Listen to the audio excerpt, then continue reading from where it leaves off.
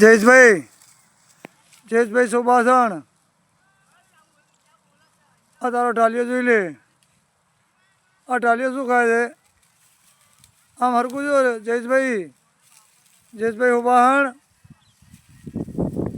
આ ઢાલિયો જોઈ લે. ઢાલિયો આ ઢાલિયોના રોજી ભાઈ બોન આમ જો આમ ઢેલ ઢેલ બાપુ ઢેલ ઢેલ પ્રિય પ્રિય પ્રિય ઢેલ ઢેલ ઢેલ ઢેલ ઢેલિયો બાપડો ભૂખે મરે સવારનો હમું જોતો નથી. આ રોજી જોઈ લો. આ રોજીને ઢાલિયો બે જોડે સરે જોયો. આ જો આખા પૂરો ઉઠાવે છે.